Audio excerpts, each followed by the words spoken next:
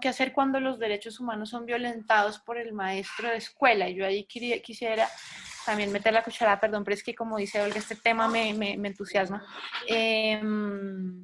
Recomendarles a todos el webinar que tuvimos con el profesor Luis Miguel Bermúdez, ¿no? Donde él hace un análisis de la cultura machista que atraviesa toda la violencia de género a la que están sometidos nuestros niños y nuestras niñas en las familias, en las escuelas, etcétera, y cómo eso tiene una base fundamental en el tema de derechos. Entonces, digamos, él habla de cómo hasta hace muy poco se reconoce a los niños como sujetos de derecho y que eso en la práctica todavía tiene muchos bemoles, ¿no? Entonces, como recomendarles muchísimo revisar ese webinar que hicimos al final de marzo, porque allí hay muchas claves de cómo hacer una aproximación interesante, por lo menos desde este tema de la educación sexual y reproductiva, para aproximarnos, digamos, desde un currículo con un enfoque de derecho bien fuerte y bien sólido. Entonces, esto para hablar también de todas las prácticas culturales que hay detrás de nuestras prácticas educativas y cómo esto dialoga con los derechos de manera positiva o negativa, como para darte la palabra. Y hay otra pregunta que es bien compleja, igual la transmito, que dice cómo trabajamos con personas víctimas de trata, ¿no? O sea, ¿qué recomendaciones podrías dar tú al respecto? ¿Qué hacer cuando los derechos humanos son violentados por el maestro, ¿no? Y tú lo hacías en la pregunta que me hacías. Yo creo que una de las cosas que empezó a cambiar y empezó a generar unas prácticas diferentes en las escuelas fue cuando se empezó a cambiar, cuando se cambió el paradigma de los derechos de niñas, niñas y adolescentes a través de la Convención Internacional de los Derechos del Niño en 1989.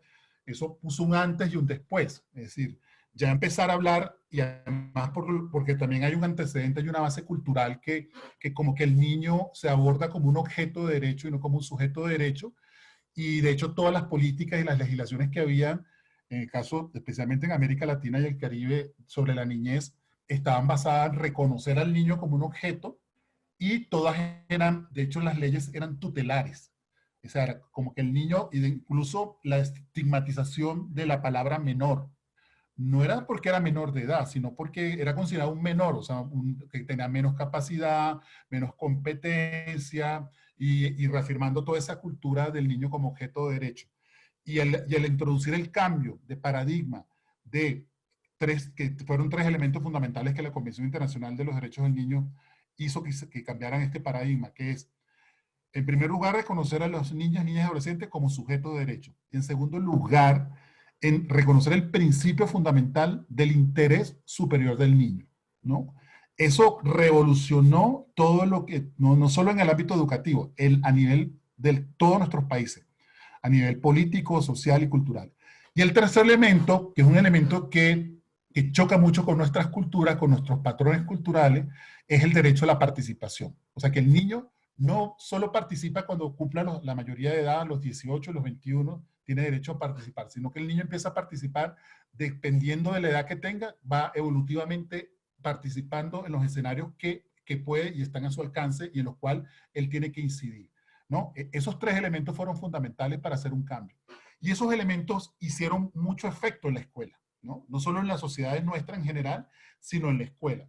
O sea, empezamos ya a ver el replanteamiento de las prácticas docentes, lo que se conocía como la escuela punitiva, ¿no? La disciplina basada en la sanción, ¿no? Entonces, el docente punitivo, el docente que tenía unas prácticas que eran castigadoras, ¿no? El castigo como una fórmula de resolver las disciplinas, hablando de castigo emocional, psicológico y físico incluso, eso sin lugar a dudas, todavía no se ha erradicado, pero es algo que sobre lo cual debe haber un control de toda la comunidad educativa sobre ese tipo de prácticas, porque no se pueden aceptar de ninguna manera.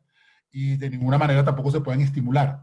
O sea, no, eso hay que seguirlo trabajando y seguirlo erradicando. Lo que sí en eso sí se ha avanzado mucho.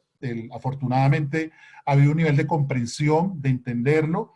Y bueno, y además porque estamos hablando de 1989, cuando hubo el cambio de paradigma, que en esa época muchos éramos niños y niñas o adolescentes. Entonces, ya venimos del ejercicio de nuestros derechos como niños, niñas y adolescentes, lo cual hoy en día lo reivindicamos en cualquier escenario que se nos plantee. Eh, Introducir temas muy sensibles como los derechos sexuales y reproductivos, que eso es un tema también muy importante, porque siempre en la escuela había como todo un tabú del manejo de la educación sexual y reproductiva, cuando es súper importante, porque esto evita y es preventivo para muchas situaciones en las cuales los niñas y adolescentes se puedan ver sometidas en términos de violencia sexual, por ejemplo, del otro tema que lo quiero vincular, que es del tema de trata, tráfico y explotación infantil, bien sea para fines de mendicidad, para fines de explotación sexual o para fines laborales. Creo que eso es algo sobre lo cual la escuela tiene un papel muy importante, ¿no? Y además porque, como lo decía, creo que era Luis Felipe, el tema de que el niño, a veces hay prácticas culturales en las cuales los padres ponen a trabajar los niños y lo ven como algo que es normal, porque sencillamente él tiene que trabajar y tiene que ayudar también al sistema, a la producción de ingresos en su casa.